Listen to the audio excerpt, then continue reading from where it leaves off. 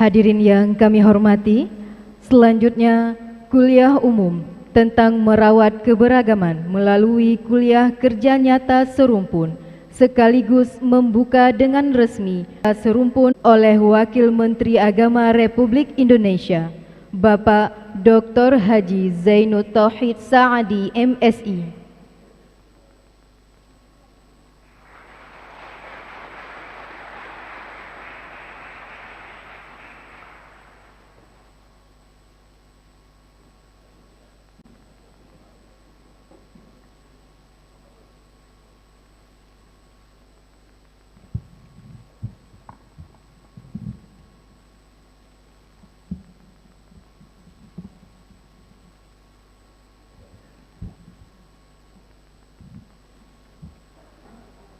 Alhamdulillah alladzi bi ni'matihi tatimmus shalihat wa bi fadlihi tatanazzalu khairat wal barakat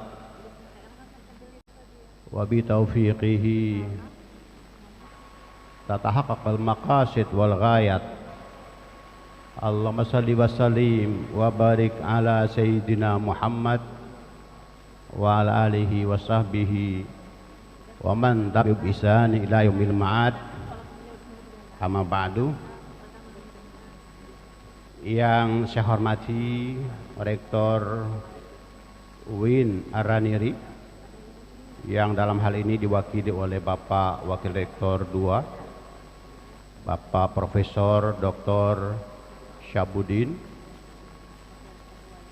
MA,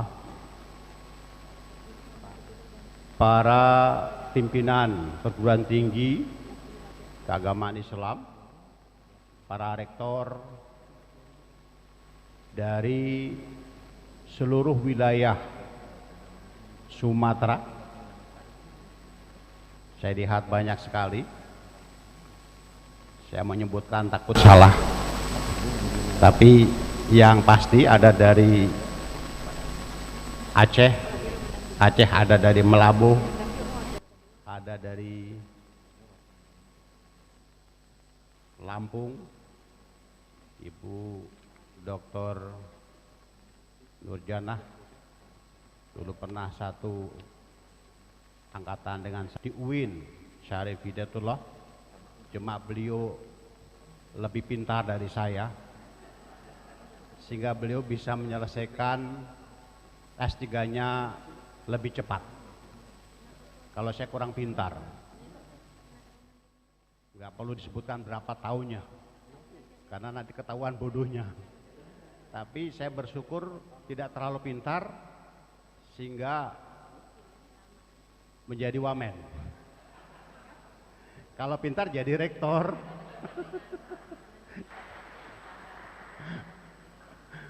Tadi saya sebutkan dari Jambi, dari Riau, dari Sumatera Barat, juga dari Palembang. Ada lagi yang belum saya sebutkan. Dan juga para wakil rektor, para dekan, wakil dekan, guru besar, dan seluruh sivitas akademika UIN Araniri Banda Aceh yang saya hormati, juga Ketua LP2M, dan tentunya para kepala biro yang saya hormati, dan utamanya para mahasiswa se-Sumatera yang ikut berpartisipasi dalam kegiatan kuliah kerja nyata serumpun. Ini menarik. Pengalaman saya pertama menguji orang, yang tadi saya katakan ya ujiannya, saya sebenarnya ketika lulus juga IPK saya cukup tinggi. IPK saya itu 3,72. Jadi seterata setara dengan nilai cum laude. Tapi karena tadi melampaui batas waktu yang ditoleransi oleh perguruan tinggi, sehingga predikatnya cukup memuaskan atau sangat memuaskan. Ini jangan sampai ditiru adik-adik sekalian. Karena sebelum saya jadi wamen itu, saya masuk kuliah strata 3, S3, itu saya masih menjadi anggota DPR RI. Saya menjadi anggota DPR RI itu tidak lama, cukup 17 tahun.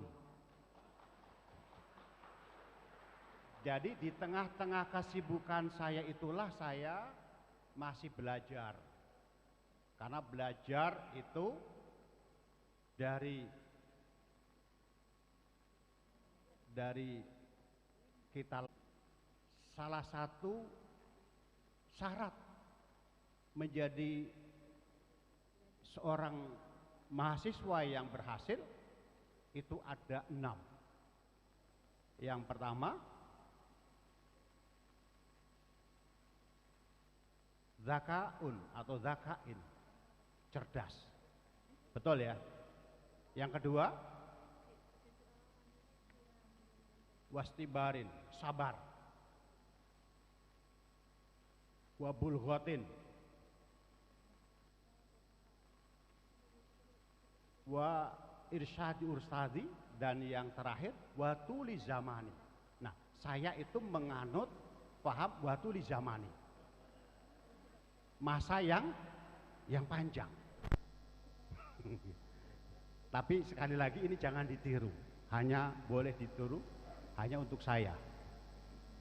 Adik-adik sekalian, para peserta KKN yang berbahagia, tentunya atas nama Kementerian Agama Republik Indonesia, saya mengucapkan apresiasi dan penghargaan yang setinggi-tingginya melalui kegiatan kuliah kerja nyata yang diselenggarakan secara bersama-sama oleh Universitas Islam se-Sumatera ini. Tentunya ketika itu dilakukan secara bersama-sama, terjadi pertemuan, terjadi perjumpaan dari berbagai daerah yang memiliki adat istiadat berbeda, yang memiliki bahasa yang berbeda, memiliki suasana kebatinan kedaerahan yang berbeda. Tentunya perjumpaan ini akan banyak melahirkan nuansa-nuansa baru. Saya kira gagasan ini merupakan gagasan yang sangat cerdas, gagasan yang sangat inovatif. Apalagi memang Indonesia ini negara yang sangat luas, negara yang sangat plural, majemuk, baik majemuk adat istiadatnya, budayanya, agamanya, bahasanya. Bahasa daerah kita saja itu ada 740 bahasa daerah, mungkin lebih. At least ada 700 lebih. Agama yang resmi di Indonesia ada 6. Belum lagi keyakinan-keyakinan yang lain yang tumbuh berkembang di Indonesia, itu banyak sekali. Untuk itulah pertemuan, perjumpaan para mahasiswa dari berbagai daerah itu memastikan bisa menumbuhkan rasa cinta tanah air, menumbuhkan rasa nasionalisme, rasa kebangsaan, dan juga lebih dari itu adalah untuk menumbuhkan pengetahuan-pengetahuan baru yang tentu bisa kita timbang, kita bisa ambil dari saudara-saudara kita yang berbeda-beda itu, sehingga bisa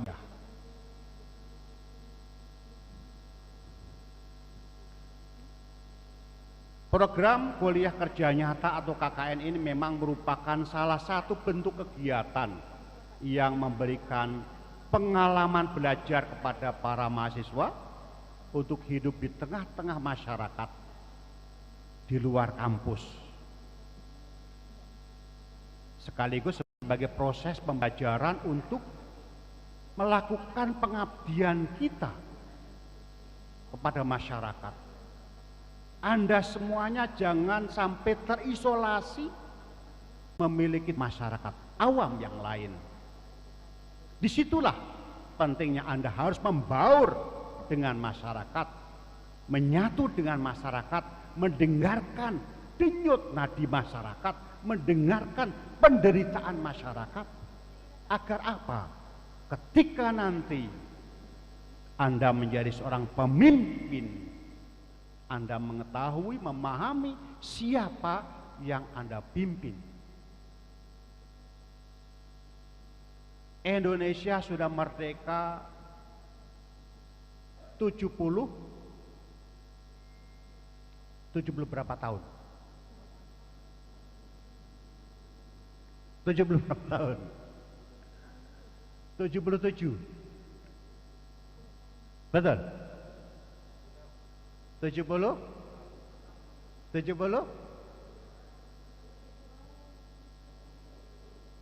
45. Sekarang 2012. Jadi 70? 77.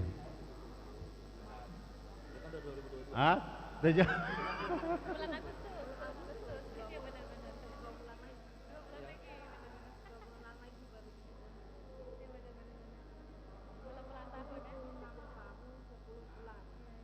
Indonesia merdeka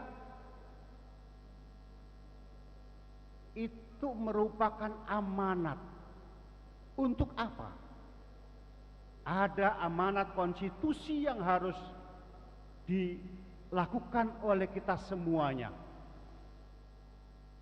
oleh seluruh anak bangsa, dan itu menjadi janji proklamasi kita. Apa itu? Mencerdaskan kehidupan bangsa.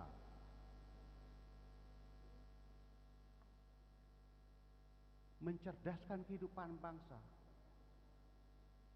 Dan inilah bagian dari ikhtiar kita. Bagaimana kita meningkatkan sumber daya manusia kita menyongsong Indonesia Emas 2045. Anda adalah merupakan generasi emas.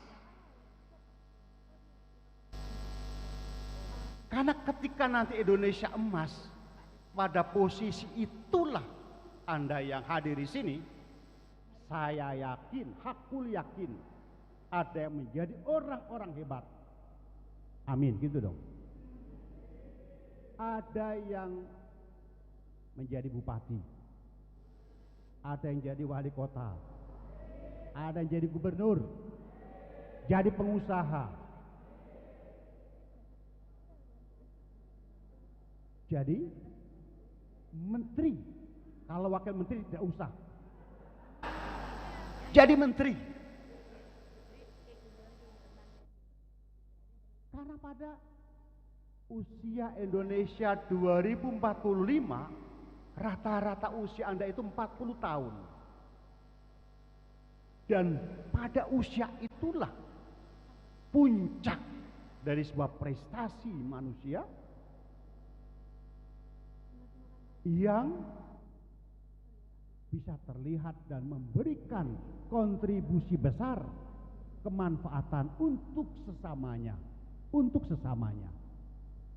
Di sini pentingnya adik-adik sekalian digodok, ditempa agar menjadi bukan hanya kader-kader intelektual, kader-kader terpelajar, tapi juga dia memahami situasi dan kondisi rakyatnya, situasi dan kondisi bangsanya. Pentingnya pertemuan kita pada hari ini adalah bagaimana kita memantapkan niat kita, memastikan tekad kita bahwa kita terjun ke tengah masyarakat itu dalam rangka untuk mencari ilmu. Karena mencari ilmu itu tidak hanya di ruang-ruang perkuliahan saja, tapi juga kita belajar di tengah-tengah masyarakat, belajar tentang ilmu kehidupan, tentang ilmu persahabatan, tentang ilmu kemanusiaan. Itu lebih utama, dan kita tidak terjebak pada situasi yang justru membuat kita ini merasa terlena. Indah pentingnya dari sekalian, kita harus berani keluar dari zona nyaman kita. Anda semuanya adalah kader-kader pilihan, kader-kader intelektual, manusia unggul yang nanti kita akan hadirkan untuk Indonesia emas. Untuk menjadikan kalian menjadi kader-kader unggul, mahasiswa yang hebat dan bermartabat, syaratnya juga harus memiliki kualitas yang bisa dibanggakan. Syaratnya adalah sebagai seorang mahasiswa harus berani keluar dari zona nyaman. Anda yang selama ini belajar ogah-ogahan, menjadi anak mami, anak ibu, anak ayah, anak orang rumahan, harus berani keluar dari zona nyaman Anda agar Anda bisa bangkit, bergairah untuk menatap masa depan yang penuh dengan tantangan. Karena dunia ini berubah. Kalau dunia itu berubah dan kita tidak melakukan adaptasi terhadap perubahan itu, maka kita akan ketinggalan zaman.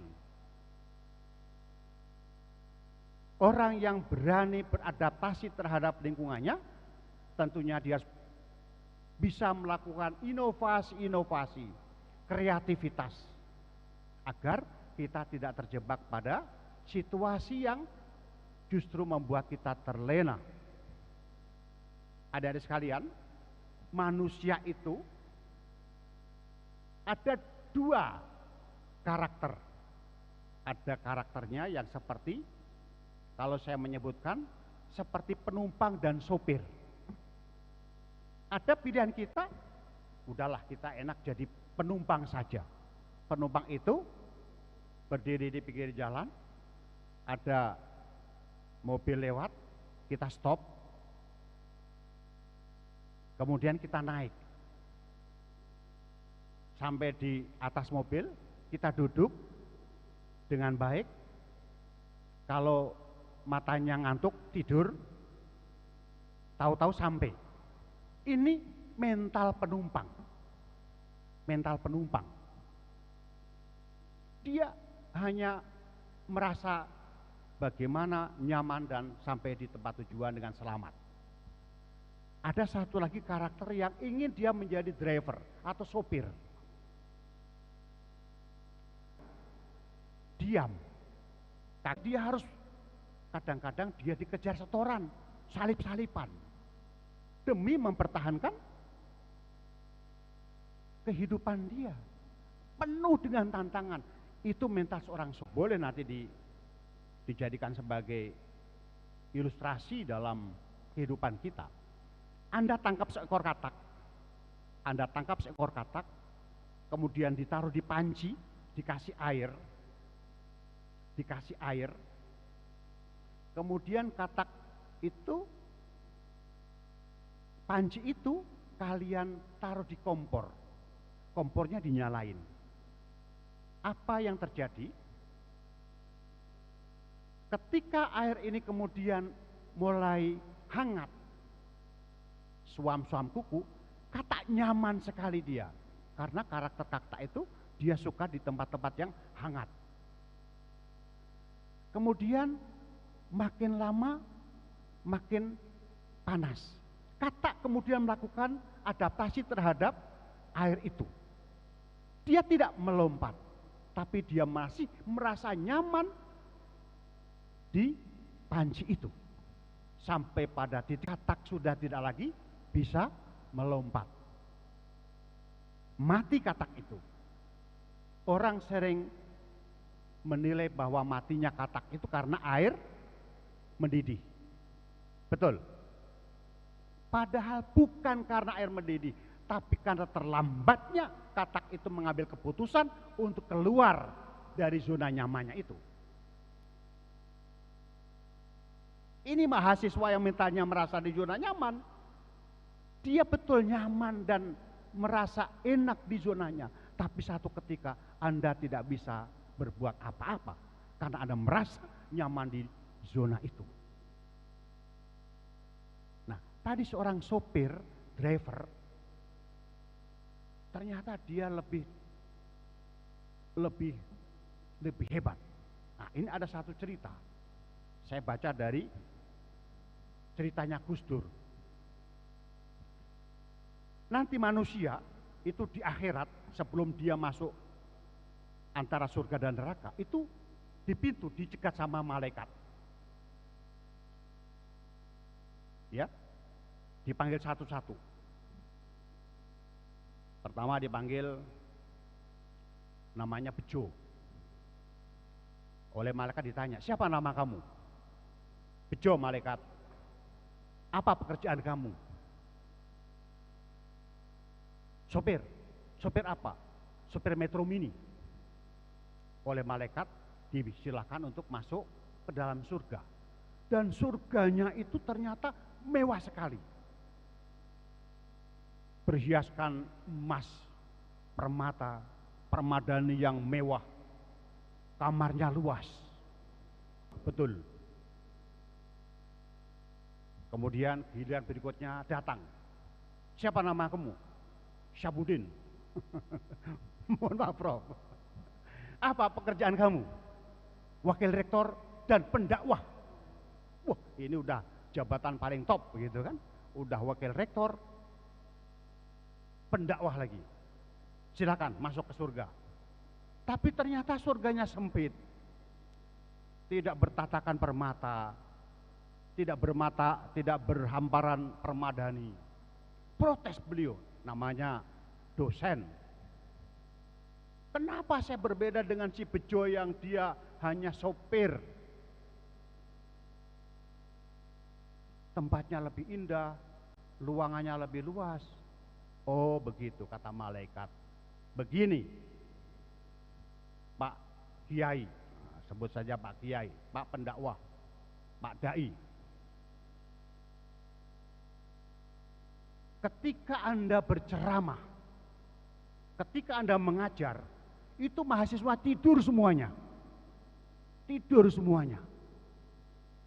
Sampai lupa kepada Tuhan katanya. Karena pada tidur, ngantuk.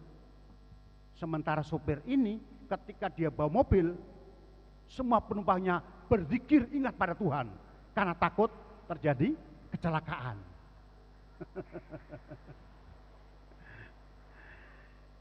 Jadi seorang sopir pun dia bisa membawa keselamatan dan juga bisa masuk surga.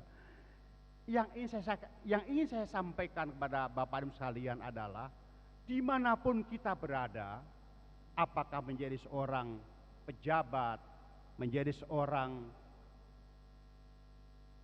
dosen, seorang pendakwah, seorang sopir, kita harus memberikan kemanfaatan yang banyak kepada masyarakat yang lain. Karena itu adalah merupakan pekerjaan yang mulia. Boleh jadi karena kita menolong orang, itu bisa membuat kita, derajat kita di surga itu lebih baik daripada yang lain. Bapak Ibu yang berbahagia, sekali lagi adik-adik sekalian, dalam kegiatan KKN ini saya menitipkan kepada Anda semuanya untuk menyampaikan ilmu-ilmu yang bermanfaat. Semaikan Islam rahmatan lil alamin, Islam yang penuh damai, Islam yang penuh cinta, Islam yang memberikan kesejahteraan kepada seluruh umat manusia. Karena sesungguhnya Islam yang rahmatan bisa memberikan menguatkan persaudaraan di antara kita, dan bisa menumbuhkan rasa cinta kita kepada sesamanya. Anda di tengah-tengah masyarakat adalah melaksanakan dakwah. Dakwah itu merangkul, bukan memukul. Dakwah itu mengajak, bukan mengejek. Dakwah itu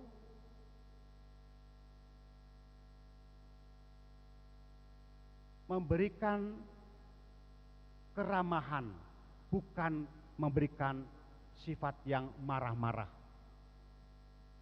Dakwah itu harus bisa menyelamatkan kepada kita semuanya, kepada saudara-saudara kita, agar mereka termotivasi untuk bangkit dari persoalan-persoalan yang dihadapi. Jadilah Anda semuanya kader-kader, pelajar-pelajar, mahasiswa-mahasiswa yang solutif, yang bisa memberikan solusi kepada masyarakat. Jangan justru menjadikan beban pada masyarakat. Salah satu dari sifat seorang pelajar yang mau melakukan perubahan untuk terus bertumbuh, ya, growth minded, itu adalah dia pertama tadi keluar dari zona nyaman, yang kedua dia adalah solutif, bisa mencari solusi pada setiap persoalan-persoalan, dan dia memberikan inovasi-inovasi kepada masyarakat, agar masyarakat di sekitar kita bisa tumbuh berkembang dan bisa memberikan kesejahteraan, kebahagiaan bagi kita semuanya. Saya kira itu sebagai pengantar, dan sekali lagi kami ucapkan selamat untuk Anda semuanya yang telah melaksanakan KKN. Mudah-mudahan selama melaksanakan KKN, apalagi ini adalah KKN serumpun, betul-betul bisa membangun sebuah kolaborasi yang baik. Pidato saya itu dengan pantun, tapi tolong jangan lupa cakepnya.